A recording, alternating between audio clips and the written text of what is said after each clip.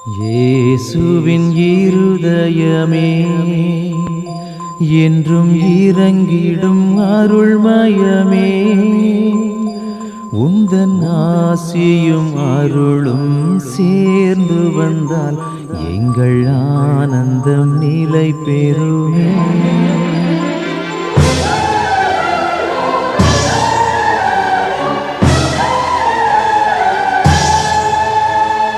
இயேசுவின் இருதயமே என்றும் இறங்கிடும் அருள்மயமே, உந்தன் ஆசியும் அருளும் சேர்ந்து வந்தால் எங்கள் ஆனந்தம் நிலை பெறுமே.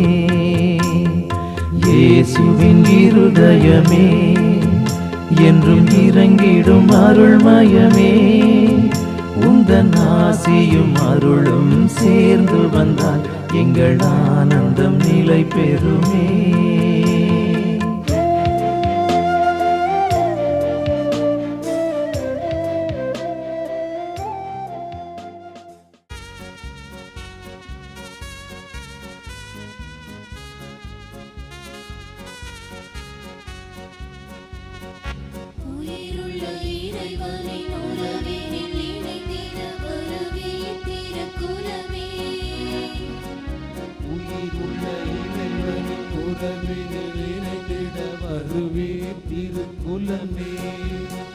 நம்மை தாங்கும் தேவனவர், நம் நினைவாய் வாழ்கின்றவர். நம்மை தாங்கும் தேவனவர், நம் நினைவாய் வாழ்கின்றவர். உயிருள்ள இறைவனின் உறவினில் இணைந்திட வருவே திருக்குலமே. உயிருள்ள இறைவனின் உறவினில் இணைந்திட வருவே திருக்குலமே.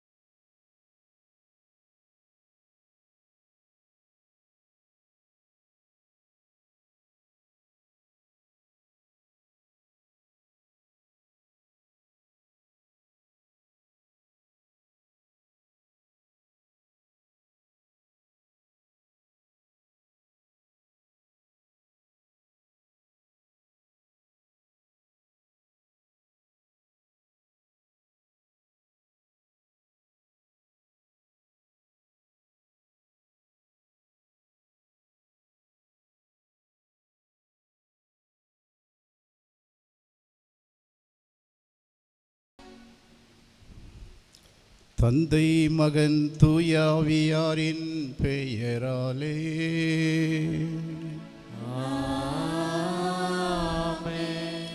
நம் ஆண்டவராகிய இயேசு கிறிஸ்துவின் அருளும் கடவுளின் அன்பும் தூய ஆவியாரின் நட்புறவும் உங்கள் அனைவரோடும் இருப்பதாக.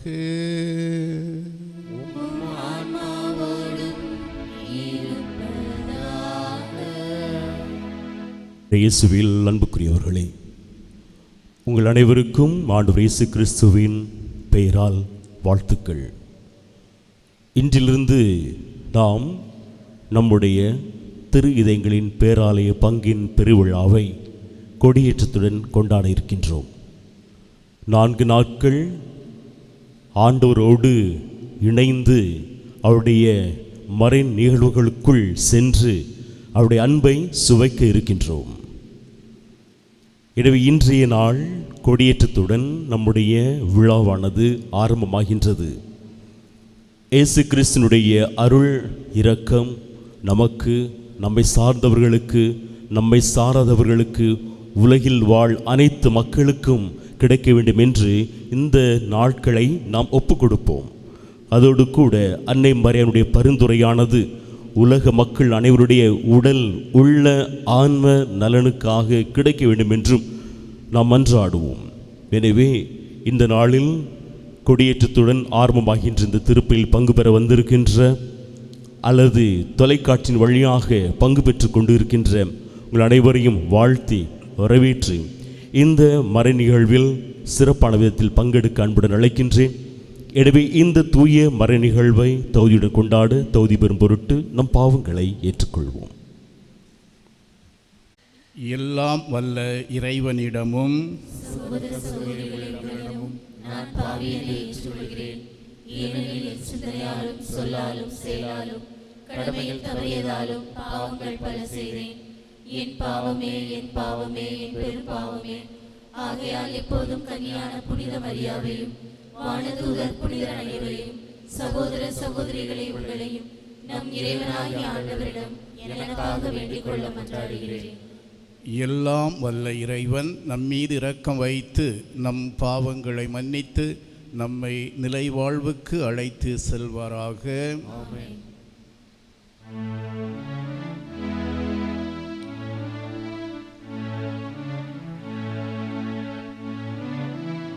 ஆண்டவரே இரக்கமாயிரும்.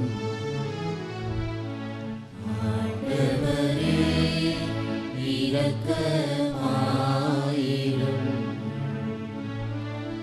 கிறிஸ்துவே இரக்கமாயிரும். கிறிஸ்துவே இரக்கமாயிரும். ஆண்டவரே இரக்கமாயிரும். ஆண்டவரே இரக்கமாயிரும்.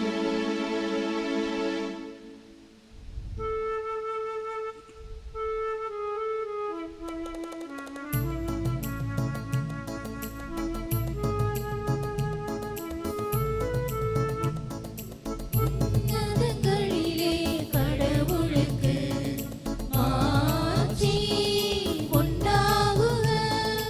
உலகினிலே நல் மனதோர்க்கு அமைதியும் உண்டாகுக. புகழ்கின்றோம் யாம் உம்மையே, வாழ்த்துகின்றோம் இறைவனே.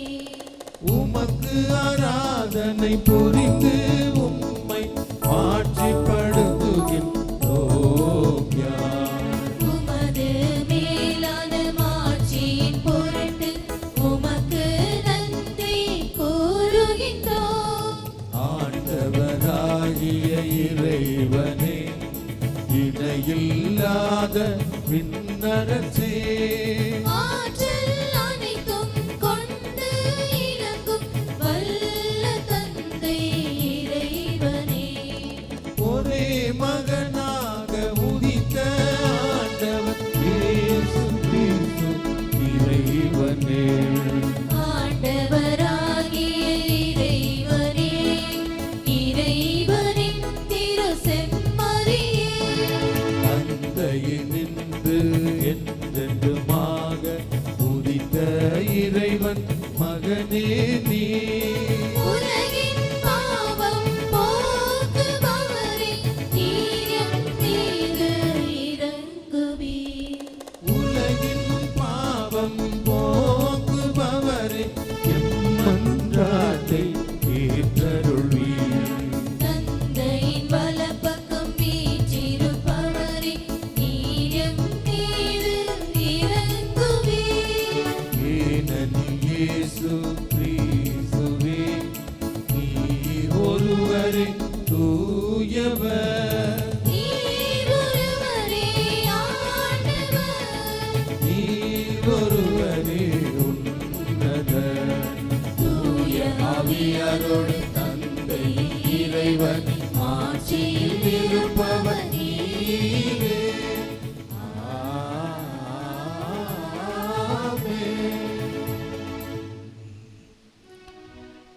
மன்றாடுவோமாக.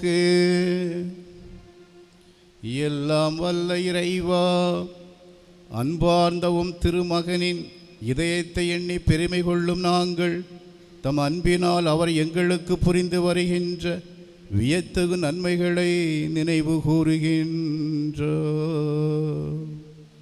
இவ்வாறு விண்ணக கொடைகளின் ஊற்றாகிய அத்திரு இருதயத்திலிருந்து பொங்கி வழியும் அருளை நாங்கள் பெற்றுக்கொள்ள தகுதி பெற செய்வீராக. உம்மோடு தூய ஆவியாரின் ஒன்றிப்பில் இறைவனாய் என்றென்றும் வாழ்ந்து ஆட்சி செய்கின்றவர் வழியாக உம்மை மன்றாடுகிறோம்.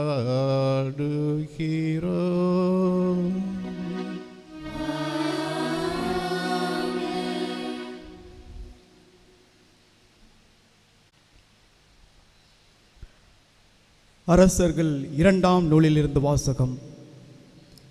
அதிகாரம் 2, இறை வார்த்தைகள் 1 மற்றும் 6 முதல் 14 வரை.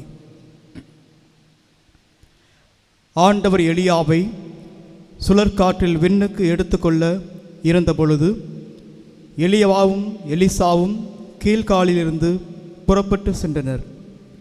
மீண்டும் எலியா எலிசாவை நோக்கி, ஆண்டவர் என்னை யோர்தானுக்கு அனுப்பியுள்ளார், எனவே நீ இங்கேயே தங்கியிரு என்றார். அதற்கு அவர், வாழும் ஆண்டவர் மேல் ஆணை, உம் உயிர் மேலும் ஆணை, நான் உம்மை விட்டு பிரிய மாட்டேன் என்றார். ஆகவே அவர்கள் இருவரும் தொடர்ந்து பயணம் செய்தனர். அவர்கள் யோர்தான் நதிக்கரையை அடைந்து அங்கே நின்றனர். அவர்களை பின்தொடர்ந்து சென்ற இறைவாக்கினர் குழுவினர் 50 பேரும் சற்று தொலைவில் நின்று கொண்டனர். அப்பொழுது எலியா தம் போர்வையை எடுத்து சுருட்டி அதை கொண்டு நேரே அடித்தார். தண்ணீர் இருபுறமும் பிரிந்து கொள்ள இருவரும் உலர்ந்த தரை மீது நடந்து நதியை கடந்தனர். அவர்கள் அக்கரைக்கு சென்றவுடன் எலியா எலிசாவை நோக்கி, உன்னிடமிருந்து எடுத்துக்கொள்ளப்படும் முன் நான் உனக்கு என்ன செய்ய வேண்டும் என்று சொல் என்று கேட்டார். அதற்கு எலிசா, உமது ஆவி என் மீது 2 மடங்காக இருப்பதாக என்றார். எலியா அவரை நோக்கி, நீ கேட்பது கடினமான காரியம். உன்னிடமிருந்து நான் எடுத்துக்கொள்ளப்படும்போது நீ என்னை காண்பாயாகில் அது உனக்கு கிடைக்கும், இல்லையெனில் கிடைக்காது என்றார். இவர்கள் இவ்வாறு உரையாடிக்கொண்டு வழி நடந்து செல்கையில் இதோ நெருப்பு தேரும் நெருப்பு குதிரைகளும் திடீரென நடுவே வந்து அவர்களை பிரித்தன. எலியா சுழற்காற்றில் விண்ணகத்துக்கு சென்றார்.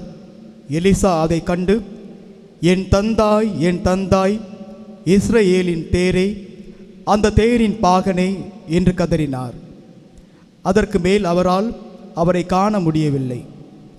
எனவே அவர் தம் உடைகளை பிடித்து 2ஆக கிழித்து கொண்டார். மேலும் அவர் எலியாவிடமிருந்து விழுந்த போர்வையை எடுத்துக்கொண்டு திரும்பி சென்று யோர்தான் கரையில் நின்றார். பின்பு அவர், எலியாவின் கடவுளாகிய ஆண்டவர் எங்கே இருக்கிறார் என்று சொல்லிக்கொண்டே எலியாவிடமிருந்து விழுந்த போர்வையினால் தண்ணீரை அடித்தார். அப்படி அடித்தவுடன் தண்ணீர் 2ஆக பிரிய எலிசா அக்கரைக்கு சென்றார்.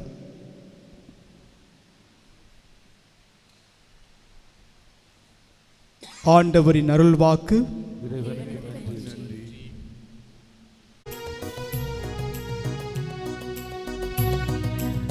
ஆண்டவரே, என் ஆற்றலாயுள்ளவரே, உமக்கு நான் அன்பு செய்கின்றேன். ஆண்டவரே, என் ஆற்றலாய் உள்ளவரே,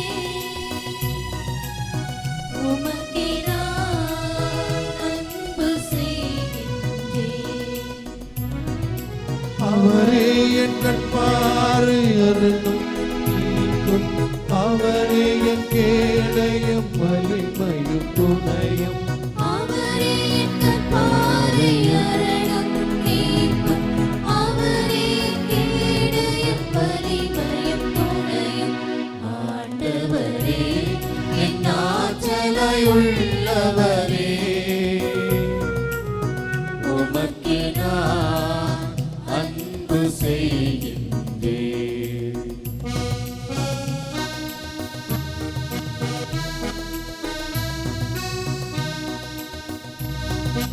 என் துன்ப நாளில்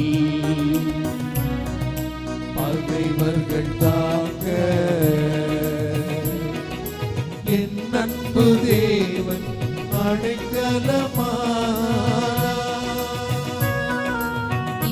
துன்ப நாளில் பகைவர்கள் தாக்க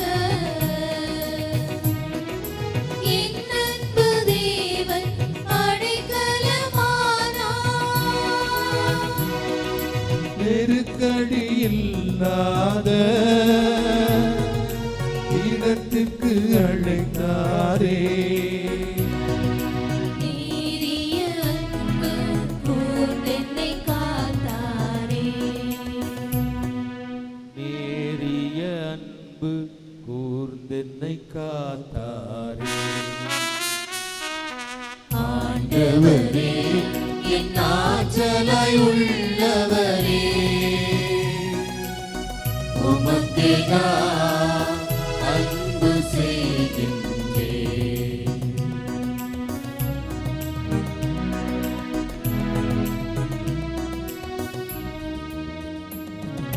வலிமையை கச்சையா அழித்தவர் அவரே வலியையும் நலமாய் ஆக்கினார் அவரே வலிமையை கச்சையா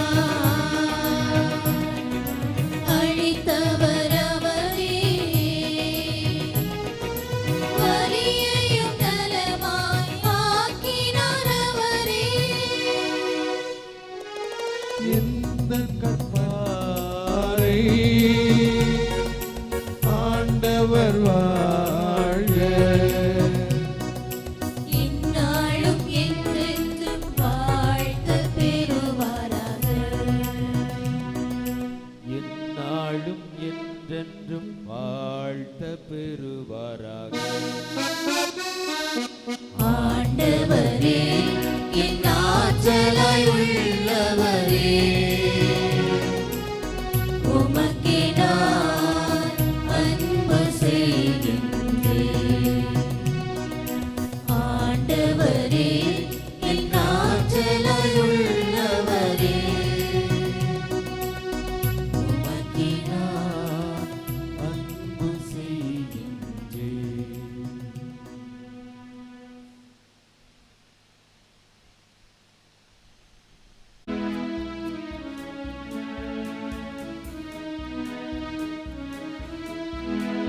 அல்லேலூயா அல்லேலூயா அல்லேலூயா அல்லேலூயா அல்லேலூயா அல்லேலூயா அல்லேலூயா அல்லேலூயா. என் மீது அன்பு கொண்டுள்ளவர் நான் சொல்வதை கடைபிடிப்பார். என் தந்தையும் அவர் மீது அன்பு கொள்வார். நாங்கள் அவரிடம் வந்து அவருடன் குடிகொள்வோம் என்கிறார் ஆண்டவர். அல்லேலூயா அல்லேலூயா அல்லேலூயா அல்லேலூயா.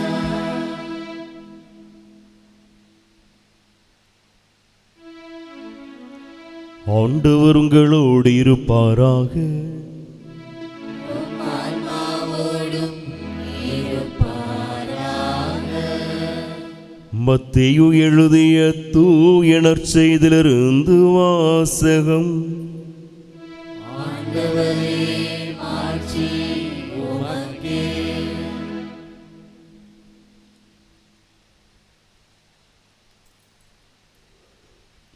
இயல் 6 இறைவாக்கியங்கள் 1 முதல் 6 முடியவும் 16 முதல் 18 முடியவும். அக்காலத்தில் இயேசு தம் சீடரை நோக்கி கூறியது: மக்கள் பார்க்க வேண்டுமென்று அவர்கள் முன் உங்கள் அறச்செயல்களை செய்யாதீர்கள். இதை குறித்து நீங்கள் எச்சரிக்கையாயிருங்கள். இல்லையென்றால் உங்கள் விண்ணக தந்தையிடமிருந்து உங்களுக்கு கைமாறு கிடைக்காது. நீங்கள் தர்மம் செய்யும்போது உங்களை பற்றி தம்பட்டம் அடிக்காதீர்கள். வெளிவேடக்காரர் மக்கள் புகழ வேண்டுமென்று தொழுகை கூடங்களிலும் சந்துகளிலும் நின்று அவ்வாறு செய்வர்.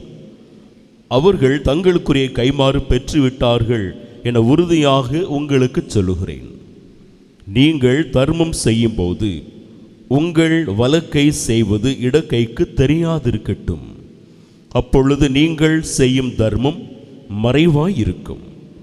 மறைவாய் உள்ளதை காணும் உங்கள் தந்தையும் உங்களுக்கு கைமாறு அளிப்பார். நீங்கள் இறைவனிடம் வேண்டும் பொழுது வெளிவிடக்காரரைப் போல் இருக்க வேண்டாம். அவர்கள் தொழுகை கூடங்களிலும் வீதியோரங்களிலும் நின்று கொண்டு மக்கள் பார்க்க வேண்டுமென இறைவேண்டல் செய்ய விரும்புகிறார்கள். அவர்கள் தங்களுக்குரிய கைமாறு பெற்றுவிட்டார்கள் என உறுதியாக உங்களுக்கு சொல்லுகிறேன். ஆனால் நீங்கள் இறைவனிடம் வேண்டும் பொழுது உங்கள் உள்ளறைக்கு சென்று கதவை அடைத்து கொண்டு மறைவாய் உள்ள உங்கள் தந்தையை நோக்கி வேண்டுங்கள். மறைவாய் உள்ளதை காணும் உங்கள் தந்தையும் உங்களுக்கு கைமாறு அளிப்பார். மேலும் நீங்கள் நோன்பு இருக்கும்போது வெளிவிடக்காரரைப் போல முகவாட்டமாய் இருக்க வேண்டாம். தாங்கள் நோன்பு இருப்பதை மக்கள் பார்க்க வேண்டுமென்றே அவர்கள் தங்கள் முகங்களை விகாரப்படுத்திக் கொள்கிறார்கள்.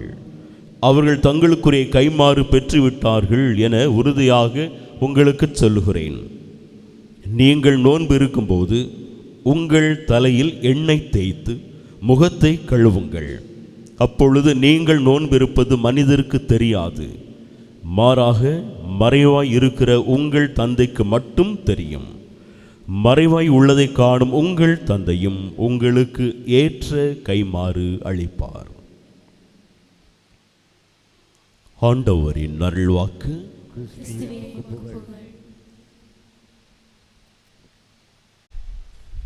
கிறிஸ்தேசுவில் அன்புக்குரிய அருமையான மக்களே, இயேசுவின் திரு இருதய பெருவிழாவை நாம் மகிழ்வோடு கொண்டாடுவதற்காக இன்றைய நாளில் கொடியேற்றி வைத்து நம்முடைய விழாவை தொடங்கி இருக்கின்றோம். இயேசுவின் திரு இருதயத்தினுடைய அன்பும் அருளும் ஆசீரும் நம்முடைய உள்ளங்களிலும் இல்லங்களிலும் நிறைவாய் தங்கிட அன்பு மக்களை இந்த நாளில் உங்களுக்காக நாங்கள் மன்றாடுகின்றோம். தொலைக்காட்சிகளின் வாயிலாகவும் யூடியூப் வாயிலாகவும் இந்த பலியில் பங்கெடுத்து கொண்டு ஜெபித்து கொண்டிருக்கக்கூடிய நீங்களும் ஒருவர் மற்றவர்களுக்காக மன்றாடுங்கள். இறைவன் நம் அனைவரையும் நிறைவாக ஆசீர்வதிப்பாராக. அன்பு மக்களே, இந்த கொரோனா காலத்திலே நம்முடைய இல்லங்களே கோவில்களாக மாறியிருக்கின்றது. காரணம், நாம் ஆலயங்களில் ஒன்று கூடி வர முடியாத ஒரு சூழ்நிலை. எனவே இல்லங்களில் இருந்து கொண்டே தொலைக்காட்சிகளின் வாயிலாகவும் ஊடகங்களின் வாயிலாகவும் திருப்பலிகளிலும் மற்ற வழிபாடுகளிலும் நாம் பங்கெடுத்து கொண்டு இறை ஆசீரை பெற்று கொண்டிருக்கின்றோம். அருமை மக்களே, இல்லங்கள் மட்டும் கோவில்களாக மாறினால் போதாது, மாறாக நம்முடைய உள்ளங்களும் கோவில்களாக மாற வேண்டும் என்பதுதான் இயேசுவின் திரு இருதயம் இந்த நாளில் நமக்கு விடுக்கக்கூடிய அழைப்பாக இருக்கிறது. கொரிந்தியருக்கு எழுதிய முதல் திருமுகத்திலே பவுலடியார் 6வது அதிகாரம் 19வது வசனத்தில் நீங்கள் தூய ஆவி குடிகொள்ளும் ஆலயம் என்று சொல்லுகின்றார். நீங்களே அந்த ஆலயம் என்று சொல்லுகின்றார். எனவே நம்முடைய இல்லங்கள் மட்டும் கோயில்களாக ஆலயங்களாக மாறினால் போதாது, மாறாக நாம் அனைவருமே கோவில்களாக ஆலயங்களாக மாற வேண்டும் என்பதுதான் இந்த விழாவின் வழியாக ஆண்டவர் நமக்கு தருகின்ற செய்தியாக அமைகின்றது. கொடியேற்றத்தின் போது சொல்லப்படுகின்ற ஜெபம் நமக்கு நன்றாக மனப்பாடமாகவே தெரியும். பல கொடியேற்றங்களில் நாம் சொல்ல பார்த்திருக்கிறோம், கேட்டிருக்கிறோம். இந்த கொடிகள் உயர ஏற்றப்படுவது போல உங்கள் உள்ளங்களும் விண்ணகம் நோக்கி உயர்த்தப்படுவனவாக என்று. அருமை மக்களே, எவ்வாறு கொடி மரமானது விண்ணகம் நோக்கி உயர்ந்து நிற்கின்றதோ, எவ்வாறு கொடிகள் விண்ணகம் நோக்கி உயர்ந்து பறந்து கொண்டிருக்கிறதோ, அதே போல நம்முடைய உள்ளங்களும் விண்ணகம் நோக்கி உயர்த்தப்பட வேண்டும் என்று திருச்சபை நம்மை ஜெபிக்க அழைக்கிறது, வாழ அழைக்கிறது. அதை இன்றைக்கு நம்முடைய வாழ்க்கையில் கடைபிடித்து வாழ்ந்து கொண்டிருக்கிறோமா? சிந்தித்து பார்ப்போம். பவுலடியார் கொலோசியருக்கு எழுதிய திருமுகத்திலே 3வது அதிகாரம் 1வது வசனத்தில் சொல்லுவார், நீங்கள் கிறிஸ்துவை சார்ந்தவர்களாக இருந்தீர்கள் என்றால் மேலுலகு சார்ந்தவற்றையே நாடுங்கள் என்று. நீங்கள் கிறிஸ்துவை சார்ந்தவர்களாக இருக்கிறீர்கள் என்றால் மேல் உலகு சார்ந்தவற்றையே நாடுங்கள் என்று சொல்லுகின்றார். எனவே நம்முடைய எண்ணங்களினாலும் சிந்தனைகளினாலும் சொற்களினாலும் செயல்களினாலும் நாம் கிறிஸ்துவை சார்ந்திருந்து மேலுலகு சார்ந்தவற்றையே நாட வேண்டும் என்பதுதான் இயேசுவின் திரு இருதய திருவிழாவிலே தொடக்க நாளிலே ஆண்டவர் இயேசு தருகின்ற அழைப்பாக இருக்கிறது. அதை உணர்ந்து நாம் வாழ்வதற்கு தயாராக இருக்கிறோமா? அருமை மக்களை சிந்தித்து பார்க்க வேண்டும். சொல்லுவார்கள், ஒன்றை பெற வேண்டுமென்றால் மற்றொன்றை நாம் இழப்பதற்கு தயாராக இருக்க வேண்டும். மேல் உலகை நாம் நமதாக்கி கொள்ள வேண்டுமென்றால் இந்த கீழ் உலகை நாம் இழப்பதற்கும் தியாகங்கள் செய்வதற்கும் தயாராக இருக்க வேண்டும். நம்முடைய ஞானத்தகப்பன் புனித பிரான்சிஸ் சவேரியாரினுடைய வாழ்க்கையில் பார்க்கின்றோம்.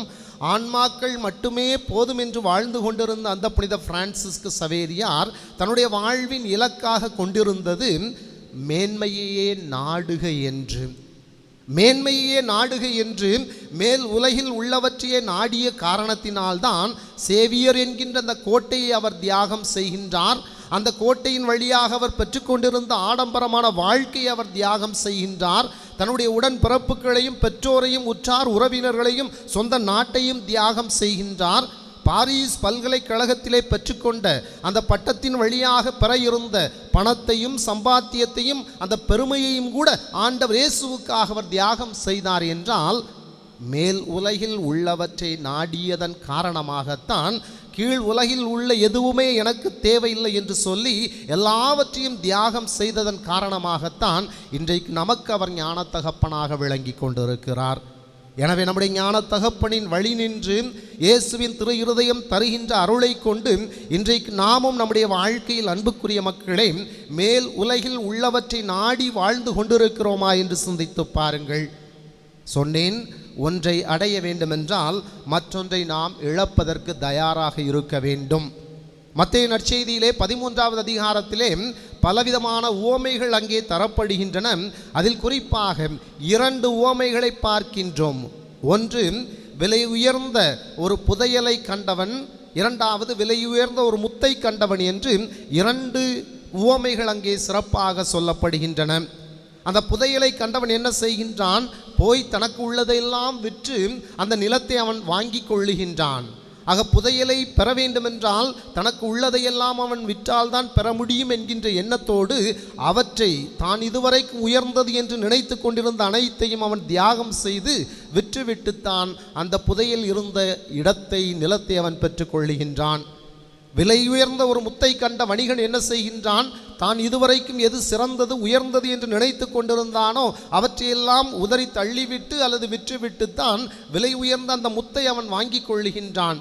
எனவே இன்றைக்கு நம்முடைய வாழ்க்கையில் அன்புக்குரிய மக்களே, இந்த உலகத்திலே நாம் எவற்றையெல்லாம் சிறந்தது என்றும் உயர்ந்தது என்றும் நினைத்து கொண்டிருக்கிறோமோ அதையெல்லாம் நாம் தியாகம் செய்தால்தான் விலை உயர்ந்த ஆண்டவர் இயேசு கிறிஸ்து என்கின்ற அந்த ஒப்பற்ற முத்தை நாம் பெற்றுக்கொள்ள முடியும். இறையரசு என்கின்ற அந்த செல்வத்தை புதையலை நாம் பெற்றுக்கொள்ள முடியும் என்பதை உணர்ந்த மக்களாக இந்த உலகத்தில் உள்ளவற்றையெல்லாம் நாம் இழப்பதற்கும் தியாகங்கள் செய்வதற்கும் தயாராக இருக்கிறோமா? சிந்தித்து பார்க்க வேண்டும். 3 காரியங்களை அன்புக்குரிய மக்களே இந்த இயேசுவின் திரு இருதயம் இந்த நாளில் அல்லது இந்த நாட்களில் தியாகம் செய்ய நம்மை அழைக்கின்றது. ஒன்று, இன்றைக்கு நாம் அனைவருமே நம்முடைய கௌரவம் என்கின்ற ஒன்றை பிடித்து கொண்டு ஆணவத்தோடும் அகந்தைகளோடும் குடும்பங்களிலும் சமூகங்களிலும் ஊர்களிலும் நாம் வாழ்ந்து கொண்டிருக்கிறோம். எனவே இன்றைக்கு நாம் நம்முடைய சுய கௌரவத்தையும் நம்முடைய அகந்தையையும் ஆணவத்தையும் விட்டுவிடுவதற்கு தயாராக இருக்கிறோமா என்று இருதயத்தில் தாழ்ச்சியும் சாந்தமும் நிறைந்த இயேசு நமக்கு அழைப்பு விடுக்கின்றார். இயேசுவினுடைய வாழ்க்கையில் பார்க்கின்றோம் பல நிகழ்வுகள் அவர் எந்த அளவுக்கு தன்னையே தாழ்த்தி கொண்டார் என்பதற்கு சான்றாக விளங்குகின்றன. மத்தேயு நற்செய்தியில் பார்க்கின்றோம் 4வது அதிகாரத்தில் நமது ஆண்டவர் இயேசு கிறிஸ்து 40 நாட்கள் பாலை நிலத்தில் உண்ணான் நோன்பிருக்கின்றார். அந்த 4வது அதிகாரத்திலே 3வது வசனத்திலே 40 நாட்கள் உண்ணான் நோன்பிருந்த பிறகு சாத்தானானவன் ஆண்டவர் இயேசுவை சோதிக்கின்றான். சொல்லுவான், நீர் இறைமகன் ஆனால் இந்த கற்களை அப்பமாக மாற்றி உண்ணும் என்று சொல்லுகின்றது. 6வது வசனத்தில் சொல்லுவான், சாத்தானானவன் ஆண்டவரை பார்த்து, நீர் இறைமகன் ஆனால் இந்த மலை உச்சியிலிருந்து கீழே குதியும், உம்முடைய தூதுவர்கள் உம்மை தாங்கிக் கொள்வார்கள் என்று சொல்லுகின்றான். அன்புக்குரிய மக்களே, 2 காரியமும் ஆண்டவரால் முடிந்த ஒன்றுதான். இறைமகனாக வல்லமை உடையவராக வாழ்ந்த ஆண்டவர் இயேசுவுக்கு கோவிலின் உச்சியிலிருந்தும் அதே போல அந்த கற்களை அப்பமாக மாற்றி உண்ணக்கூடிய அளவுக்கும் வல்லமை இருந்தது என்றாலும் கூட ஆண்டவர் இயேசுவினுடைய தந்தையினுடைய சித்தப்படி வாழ்வதற்காக வந்த இயேசு அங்கே கௌரவம் என்கின்ற ஒன்றை கொண்டிருக்காமல் அந்த சாத்தானை இறை வார்த்தையை கொண்டே வீழ்த்துவதை நாம் பார்க்கின்றோம். அதேபோல லூக்கா நற்செய்தியில் பார்க்கின்றோம் 23வது அதிகாரத்திலே நமது ஆண்டவர் இயேசு கிறிஸ்து சிலுவையில் தொங்கிக் கொண்டிருந்த பொழுது பல நிகழ்வுகள் அங்கே நிகழ்கின்றன. 23வது அதிகாரத்தில் பார்க்கின்றோம் 36வது வசனத்திலே அங்கே கீழே நின்று கொண்டிருந்தவர்கள் ஆண்டவர் இயேசுவை பார்த்து சொல்லுவார்கள், நீ கடவுளின் மகனானால் கீழே இறங்கி வா என்று. ஏன் ஆண்டவர் இயேசுவோடு சிலுவையில் அறையப்பட்டிருந்தவன் 39வது வசனத்திலே இடப்பக்கம் அறையப்பட்டிருந்த அந்த கெட்ட கள்வன் ஆண்டவர் இயேசுவை பார்த்து சொல்லுவான், நீ மெசியாதானே, உன்னையும் எங்களையும் காப்பாற்று என்று சொல்லுவான். இந்த 2 காரியமும் கூட ஆண்டவரால் முடிந்த ஒரு காரியம்தான். சிலுவையில் நின்று கீழே இறங்கி வரவும் முடியும், தன்னையும் அந்த கள்வர்களையும் காப்பாற்றி கொண்டிருக்கவும் முடியும். ஆனால் அவர்கள் விட்ட சவாலை ஆண்டவர் ஏற்றுக்கொண்டு அதன்படி நடவாதபடிக்கு அருமை மக்களையே தன்னையே தாழ்த்தி கொண்டு தன்னுடைய தலையை சாய்த்தவராக சிலுவையில் உயிரை கொடுத்தார் என்பதும் நமக்கு தெரியும். இன்றைக்கு நம்முடைய வாழ்க்கையில் அன்புக்குரிய மக்களே, இந்த கௌரவம் என்று சொல்லக்கூடிய ஒன்றினால் நம்முடைய குடும்பங்களும் சமூகங்களும் எந்த அளவுக்கு பாதிக்கப்படுகிறது என்பது நமக்கு நன்றாய் தெரியும். ஒரு சிறிய நிகழ்ச்சி சொல்லுவார்கள், பங்காளிகளுக்கிடையே வயல்வெளியில் வரப்பில் நடுவில் இருந்த ஒரு சாதாரண 2000 ரூபாய் விலை போகின்ற ஒரு வேப்ப மரத்தை எனக்கு உனக்கு என்று 2 பேரும் போட்டி போட்டுக்கொண்டு கடைசியில் 2000 ரூபாய் பெருமான அந்த வேப்ப மரத்திற்காக 2 லட்சம் வரையிலும் அவர்கள் கோர்ட்டில் செலவு செய்தார்கள் என்று சொல்லப்படும் ஒரு நிகழ்ச்சியை சொல்லுவார்கள். ஒன்றே ஒன்றுதான், கௌரவம்தான்.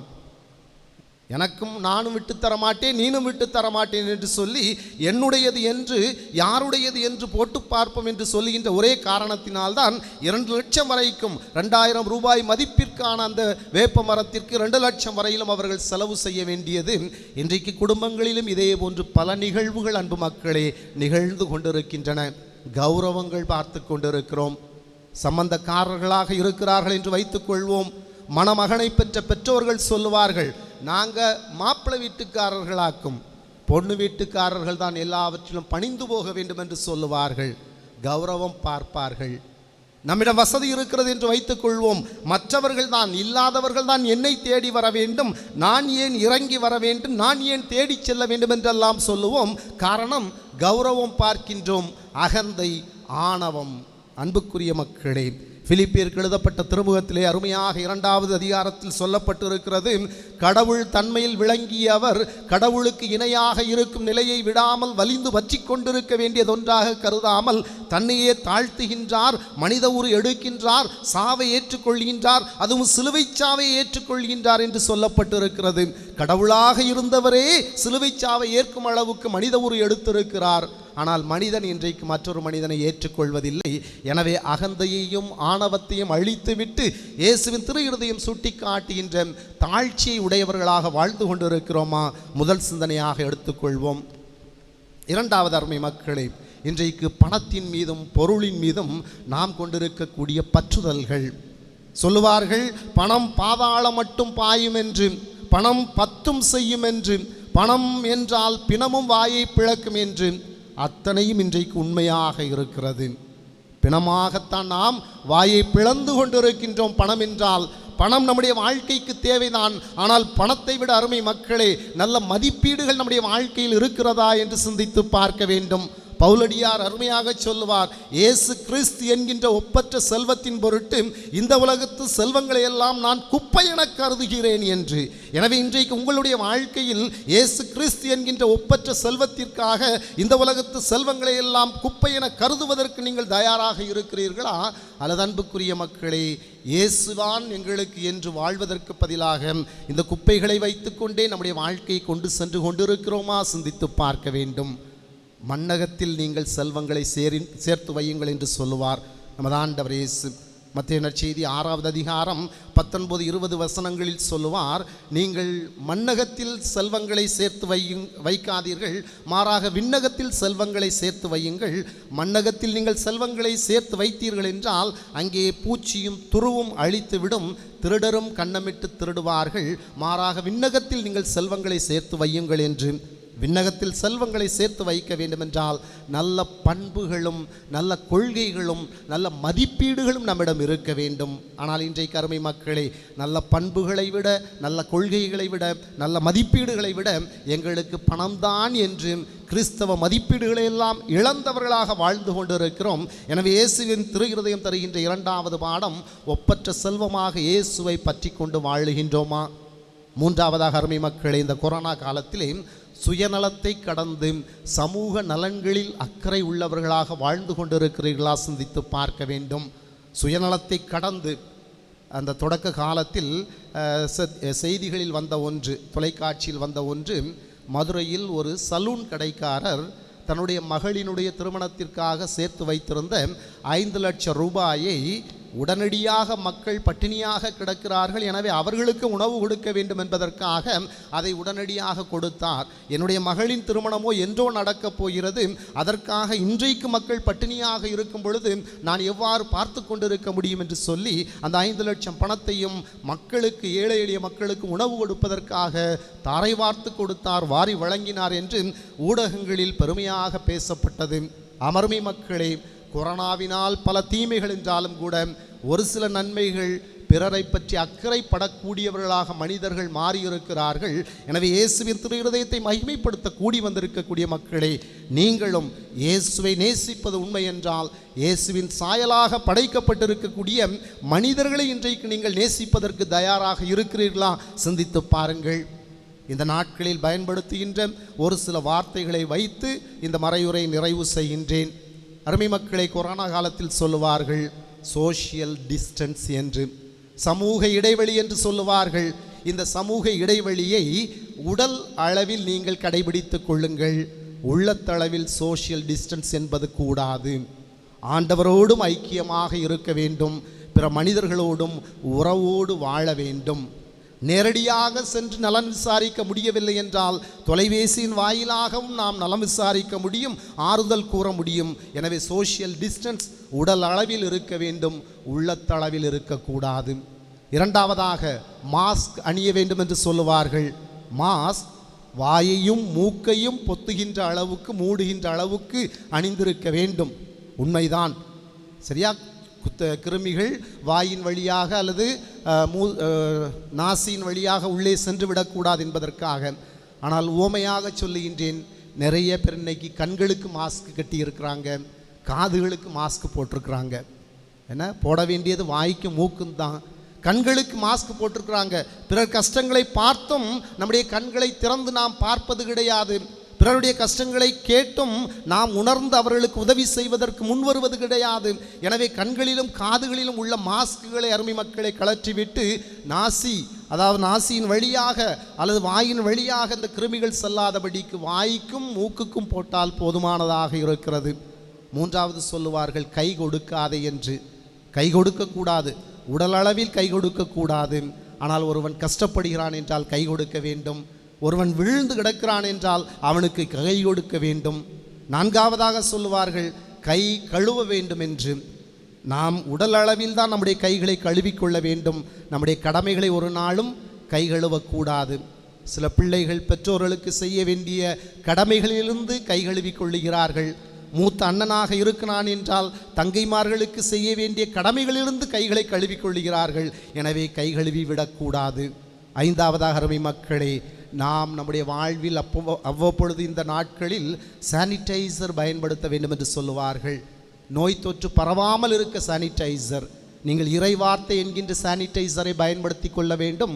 அப்பொழுதுதான் பாவ தொற்று என்கின்ற நோய் பரவாமல் இருக்கும். இதை மறந்துவிடக்கூடாது. இறுதியாக அருமை மக்களே, இம்யூனிட்டி பவர் வேண்டும் என்று சொல்லுவார்கள். உடலுக்கு இம்யூனிட்டி பவர் வேண்டுமென்றால் எலுமிச்சம்பழத்தையும் சாப்பிடுங்க, இஞ்சி சாறையும் குடியுங்க, எதையும் சாப்பிட்டு இம்யூனிட்டி பவரை கூட்டிக் கொள்ளுங்கள். ஆனால் உங்களுடைய உள்ளத்திற்கு ஆன்மாவுக்கு இம்யூனிட்டி பவர் வேண்டுமென்றால் தூய ஆவியின் வல்லமையினாலும் பிரசன்னத்தினாலும் நிரப்பப்பட்டவர்களாக வாழ்ந்து கொண்டிருக்கிறீர்களா என்று சிந்தித்து பாருங்கள். எனவே இந்த நாட்களில் நாம் கடைபிடிக்கக்கூடிய அத்தனையுமே நமக்கு பாடங்களை கற்றுத்தரக்கூடியதாக இருக்கிறது. இதை உணர்ந்து நம்முடைய வாழ்க்கையை நாம் அமைத்துக் கொள்வோம்.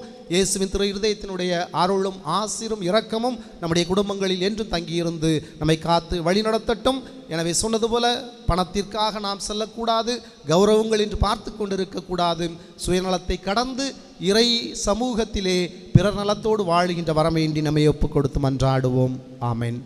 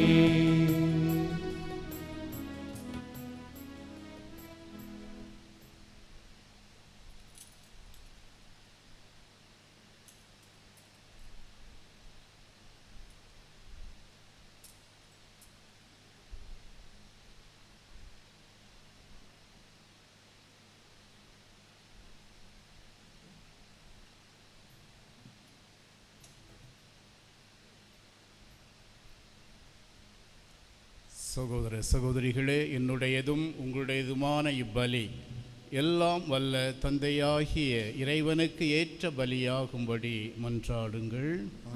தமது பெயரின் புகழ்ச்சிக்காகவும் ஆட்சிக்காகவும் நமது நன்மைக்காகவும் புனித திரு அவை அனைத்து நலனுக்காகவும் மது கையிலிருந்து இப்பலியை ஏற்றுக்கொள்வாராக. ஆண்டவரே, அன்பார்ந்தவும் திருமகனுடைய இதயத்தின் சொல்லற்கரிய அன்பை கண்ணோக்கியருளும். அதனால் நாங்கள் ஒப்புக் கொடுப்பது உமக்கு உகந்ததாகி எங்கள் பாவங்களுக்கு கழுவாயாக அமைய அருள் புரிவீராக. எங்கள் ஆண்டவராகிய கிறிஸ்து வழியாக உம்மை மன்றாடுகிறோ.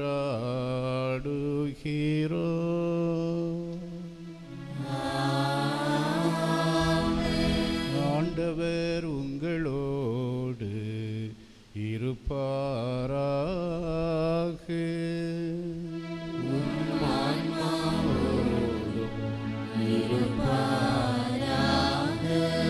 இதயங்களை மேலே எழுப்புங்கள்.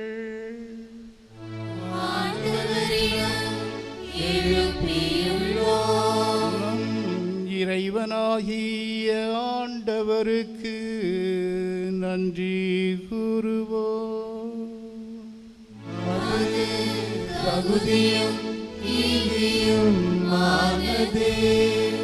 ஆண்டவரே, பரிசுத்த தந்தையே, எல்லாம் வல்ல நித்திய இறைவா,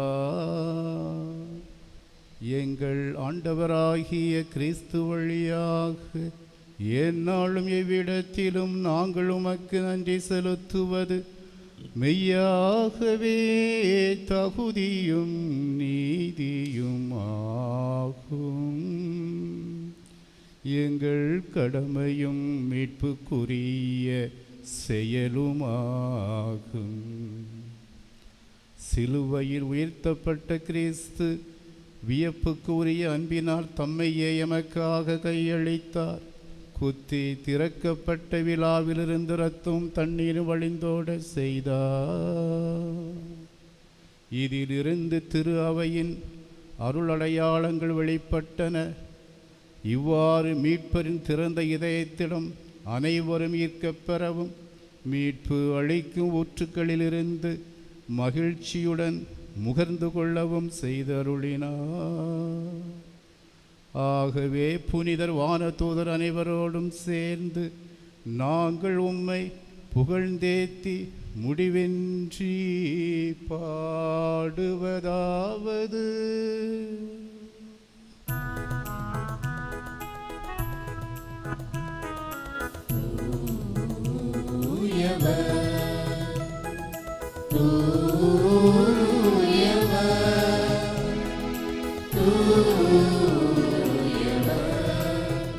வான்படைகளின் கடவுளமாண்டவர்,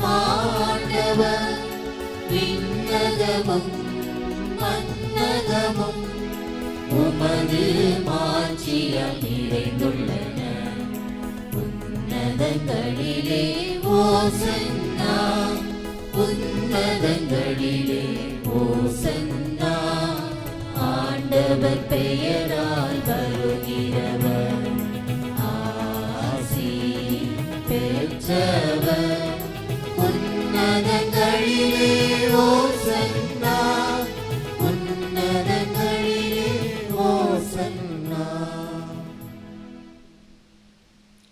ஆண்டவரே, நீர் மெய்யாகவே தூயவர், தூய்மை அனைத்திற்கும் ஊற்று. ஆகவே உம்முடைய ஆவியை பொழிந்து இக்காணிக்கைகளை தூய்மைப்படுத்த உம்மை வேண்டுகின்றோம்.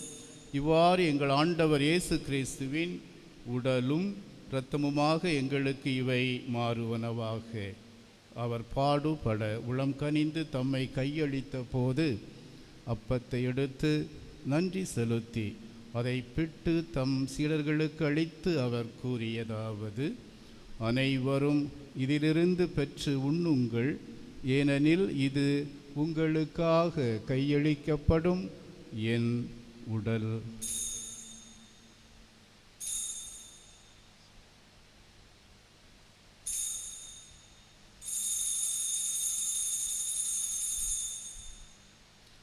அவ்வண்ணமே இரவு விருந்தை அருந்திய பின் கிண்ணத்தையும் எடுத்து மீண்டும் உமக்கு நன்றி கூறி தம் சீடர்களுக்கு அளித்து அவர் கூறியதாவது: அனைவரும் இதிலிருந்து பெற்று பருகுங்கள், ஏனெனில் இது புதிய நிலையான உடன்படிக்கைக்கு உரிய என் இரத்தத்தின் கிண்ணம். இது பாவ மன்னிப்புக்கென்று உங்களுக்காகவும் பலருக்காகவும் சிந்தப்படும். இதை என் நினைவாக செய்யுங்கள்.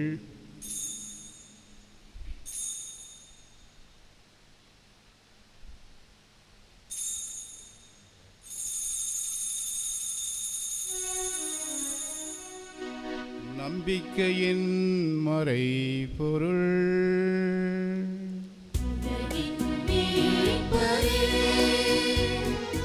எங்களை மீட்டருளும் உமது சிலுவையினாலும் உயிர்ப்பினாலும் எங்களுக்கு விடுதலை அளித்தவர் நீரே. எங்களுக்கு விடுதலை அளித்தவர் நீரே. உலகின் மீட்பரே. ஆகவே ஆண்டவரே, நாங்கள் கிறிஸ்துவின் இறப்பினையும் உயிர்ப்பினையும் நினைவு கூர்ந்து வாழ்வு தரும் அப்பத்தையும் மீட்பு அளிக்கும் கிண்ணத்தையும் உமக்கு ஒப்புக் கொடுக்கின்றோம். உம் திருமுன்னின்று உமக்கு ஊழியம் புரிய தகுந்தவர்கள் என எங்களை ஏற்றுக்கொண்டீர். எனவே உமக்கு நன்றி செலுத்துகின்றோம்.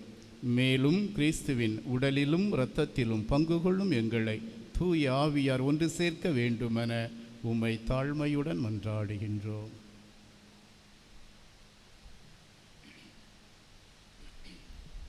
ஆண்டவரே, உலகெங்கும் பரவியிருக்கும் மது திரு அவையை நினைவு கூர்ந்தருளும். எங்கள் திருத்தந்தை பிரான்சிஸ், எங்கள் மறைமாவட்ட ஆயர் மேதகு ஸ்டீஃபன் அந்தோணி ஆண்டகை, எல்லா திருநிலையினர் ஆகிய அனைவரோடும் உமது திரு அவை அன்பில் நிறைவு பெறச் செய்தருளும். மேலும் உயிர்த்தெழும் எதிர்நோக்குடன் துயில் கொள்ளும் எங்கள் சகோதர சகோதரிகளையும் இறந்தோர் அனைவரையும் இரக்கத்துடன் நினைவு கூர்ந்து உமது திருமுக ஒளியினுள் ஏற்றருளும். எங்கள் அனைவர் மீதும் இரக்கமாயிரும். கடவுளின் கன்னித்தாயான புனித மரியா, அவருடைய கணவரான புனித யோசேப்பு, புனித திருத்தூதர்கள், இவ்வுலகில் முக்குவந்தவராய் இருந்தோர் ஆகிய புனிதர் அனைவருடனும் நாங்கள் நிலைவாழ்வில் பங்கு கொள்ளும் தகுதி பெற்று உம் திருமகன் இயேசு கிறிஸ்து வழியாக மெய் புகழ்ந்தேத்தும் வரம் அருள உம்மை மன்றாடுகின்றோம். இவர் வழியாக இவரோடு இவரில் எல்லாம் வல்ல இறைவனாகிய தந்தையே, தூய ஆவியாரின் ஒன்றிப்பில் எல்லா புகழும் ஆட்சியும் என்றென்றும் உமக்கு உரியதே.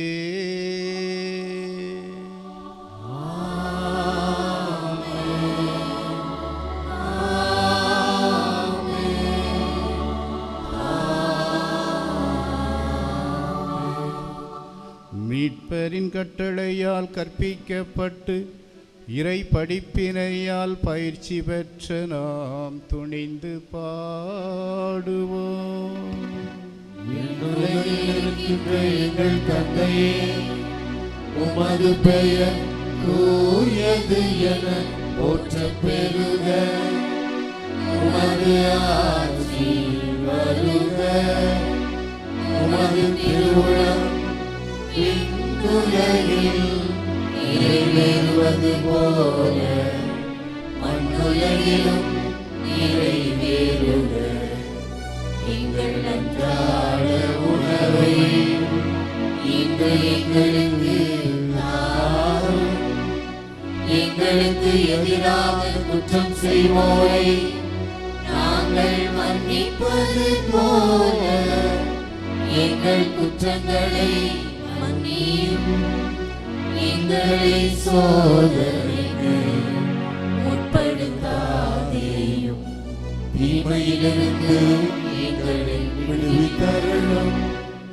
ஆண்டவரே, தீமை அனைத்திலிருந்தும் எங்களை விடுவித்து எங்கள் வாழ்நாளில் அமைதியை கனிவுடன் அருள உம்மை மன்றாடுகின்றோம். உமது இரக்கத்தின் உதவியால் நாங்கள் பாவத்தில் இருந்து எப்போதும் விடுதலை பெற்று யாதொரு கலக்கமுமின்றி நலமாயிருப்போமாக. நாங்கள் எதிர்நோக்கி இருக்கும் பேரின்பத்துக்காகவும் எம் மீட்பராகிய இயேசு கிறிஸ்துவின் வருகைக்காகவும் காத்திருக்கின்றோம். ஆட்சியும் வல்லமையும் மாட்சியும் என்றென்றும் உமதே. ஆண்டவரே இயேசு கிறிஸ்துவே, அமைதியை உங்களுக்கு விட்டு செல்கின்றேன், என் அமைதியையே உங்களுக்கு அளிக்கின்றேன் என்று உம் திருத்தூதர்களுக்கு மொழிந்தீரே. எங்கள் பாவங்களை பாராமல் உமது திரு அவையின் நம்பிக்கையை கண்ணோக்கி உமது திருவுளத்திற்கு ஏற்ப அதற்கு அமைதியையும் ஒற்றுமையையும் அளித்தொள்வீராக. என்றென்றும் வாழ்ந்து ஆட்சி செய்கின்றவர் நீரே. ஆண்டவருடைய அமைதி உங்கள் அனைவரோடும் இருப்பதாக. ஒருவருக்கொருவர் கிறிஸ்து வழங்கும் அமைதியை பகிர்ந்து கொள்வோம்.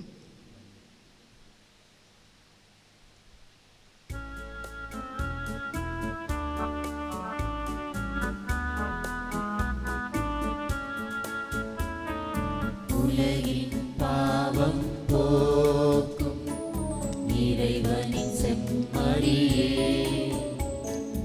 எம்மேல் இரக்கம் வையும். உலகின் பாவம் போக்கும் இறைவனின் செம்மறியே, எம்மேல் இரக்கம் வையும். உலகின் பாவம் போக்கும் இறைவனின் செம்மறியே, எமக்கு அமைதி அருளும். இதோ இறைவனின் செம்மறி, இதோ உலகின் பாவங்களை போக்குபவர். செம்மறியின் விருந்துக்கு அழைக்க பெற்றோர் பேறு பெற்றோர். தேவன் தெளிந்தள்ள நான் தகுதியற்றவன், ஆனால் வார்த்தை மட்டும் சொல்லியருளும், எனது ஆன்மா நலம் பெறும்.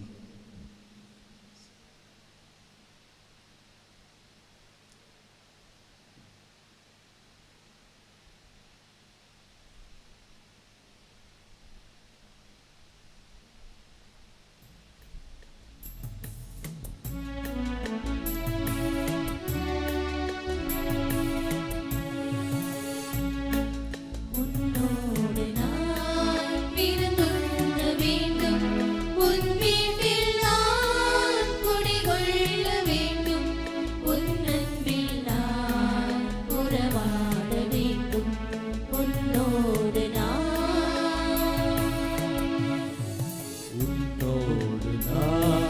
விருந்துண்ண வேண்டும், உன் வீட்டில் நான் குடிகொள்ள வேண்டும், உன் அன்பில் நான் உறவாட வேண்டும்.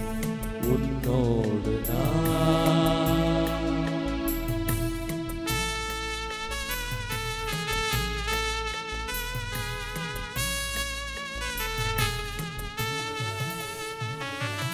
என் வாழ்விலே இது ஒரு பொன்னாள், என் நகமதிலே நீ வரும் திருநாள். என் வாழ்விலே இது ஒரு பொன்னாள், என் நகமதிலே நீ வரும் திருநாள். உன் அன்புக்காய் அனைத்தையும் இழப்பேன், அன்புக்காய் அனைத்தையும் இழப்பேன், மன்னவன் உனக்காய் என்னையும் கொடுப்பேன். உன்னோடு நான் விருந்துண்ண வேண்டும், உன் வீட்டில் நான் குடிகொள்ள வேண்டும், உன் அன்பில் நான் உறவாட வேண்டும். உன்னோடு நான்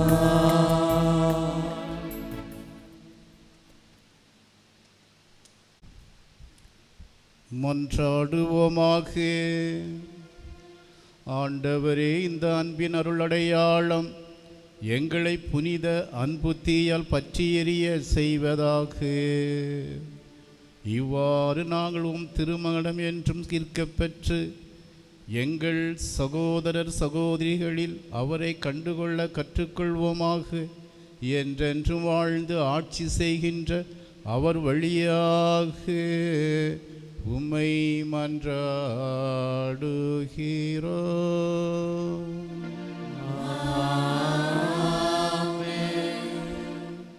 இயேசுவில் அன்புக்குரியவர்களே,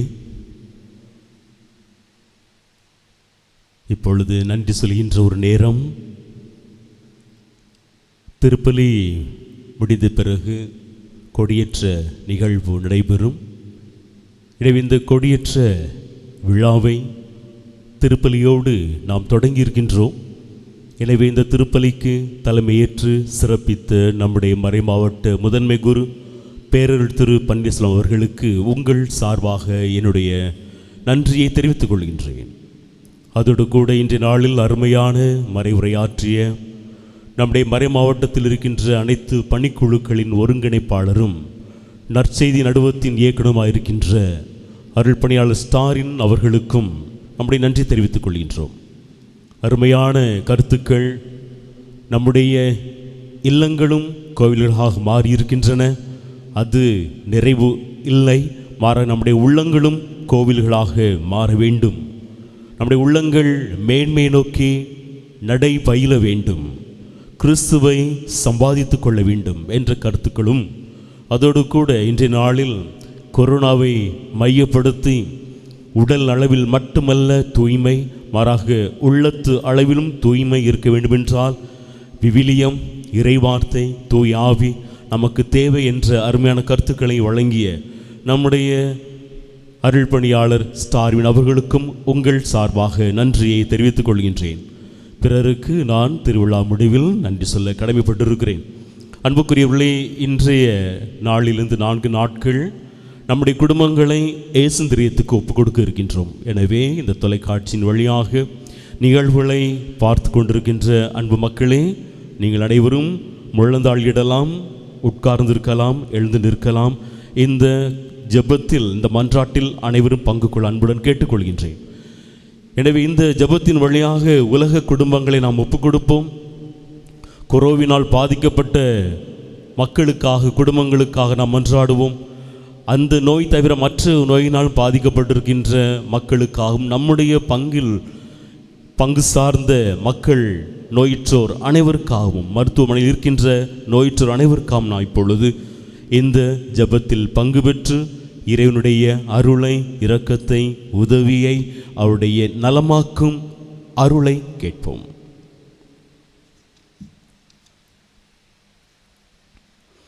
இயேசுவின் திரு இதயத்துக்கு குடும்பங்களை ஒப்புக் கொடுக்கும் ஜெபம்.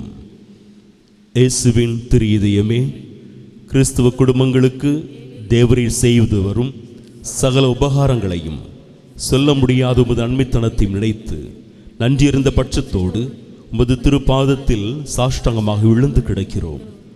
நேசமுள்ள இயேசுவே, எங்கள் குடும்பங்களில் உள்ள சகலரையும் உமக்கு ஒப்புக் கொடுக்கிறோம். தேவரீர் எங்களை ஆசீர்வதித்து இப்போதும் எப்போதும் உமது திரு இதய நிழலில் நாங்கள் இளைப்பாறச் செய்திருள்ளோம். தவறு எங்களில் யாராவது உமது திரையத்தை நோகச் செய்திருந்தால் அவர் குற்றத்திற்கு நாங்களே நிந்தை பரிகாரம் செய்கிறோம். உமது திரு இதயத்தை பார்த்து எங்கள் பரிகாரத்தை ஏற்றுக்கொண்டு அவருக்கு கிருபை செய்திருள்ளோம். இதுவும் அன்றி உலகத்தில் இருக்கும் சகல குடும்பங்களுக்காகவும் உம்மை மன்றாடுகின்றோம்.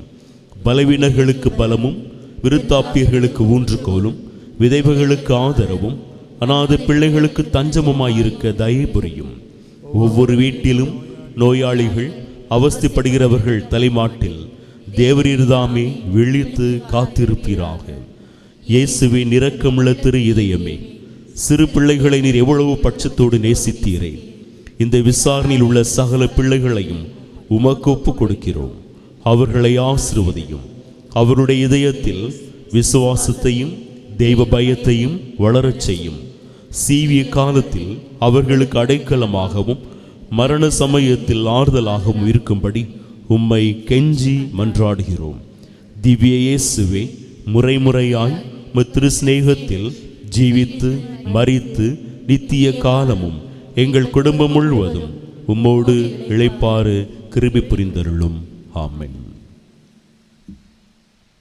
ஆண்டவர் உங்களோடு இருப்பாராக.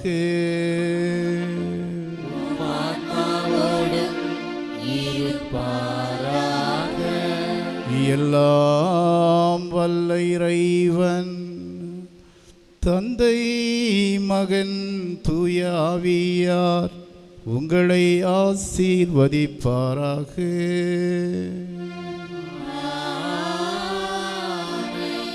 சென்று வாழுங்கள், திருப்பலி நிறைவேறிற்று.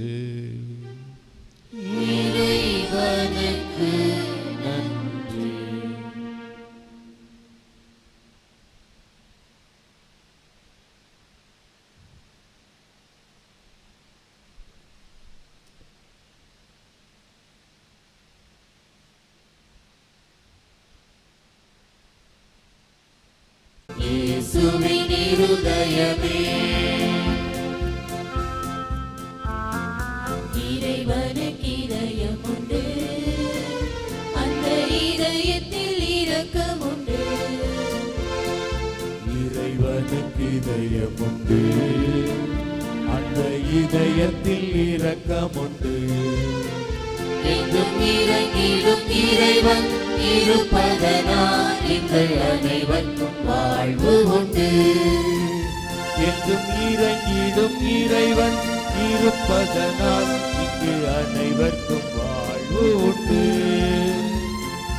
இயேசுவின் இருதயமே எங்கும் நெருங்கிடும் அருள்மயமே, உந்தன் ஆசியும் அருளும் சேர்ந்து வந்தால் எங்கள் ஆனந்தம் நிலை பெறுமே.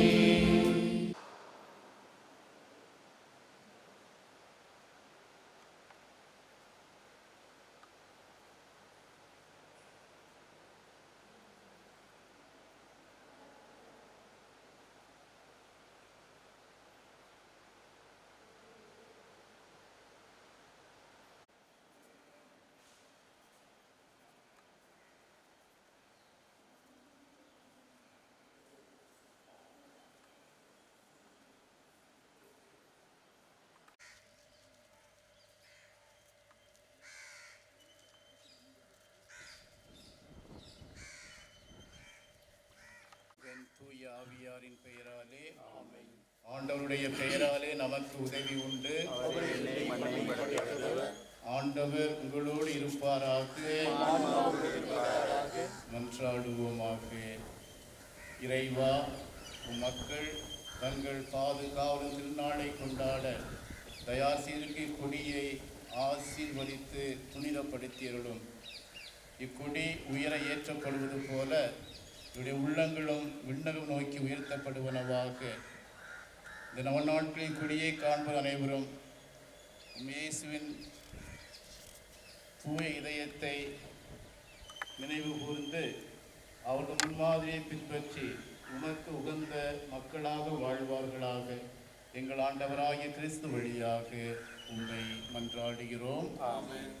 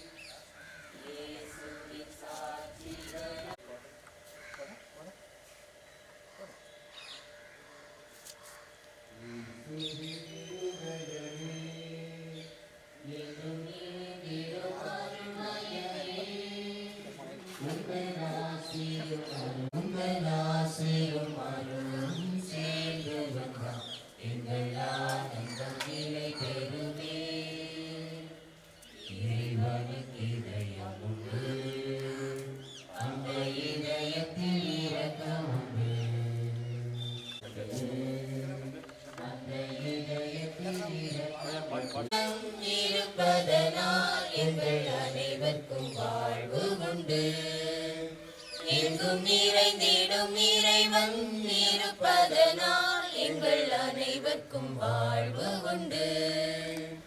இயேசுவின் இருதயமே, எங்கும் நிறைந்திடும் அருள்மயமே, உந்தன் ஆசியும் அருளும் சேர்ந்து வந்தால் எங்கள் ஆனந்தம் நிலை பெறுமே.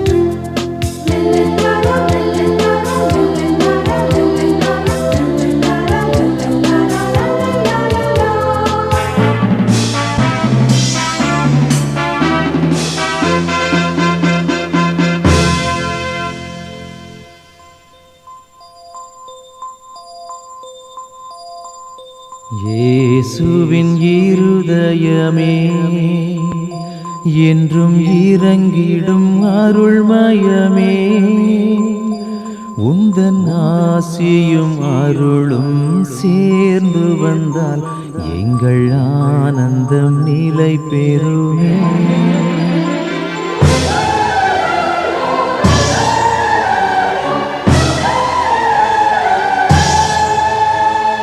இயேசுவின் இருதயமே, என்றும் இறங்கிடும் அருள்மயமே, உந்தன் ஆசியும் அருளும் சேர்ந்து வந்தால் எங்கள் ஆனந்தம் நிலை பெறுமே. இயேசுவின் இருதயமே, என்றும் இறங்கிடும் அருள்மயமே, உந்தன் ஆசியும் அருளும் சேர்ந்து வந்தால் எங்கள் ஆனந்தம் நிலை பெறுமே.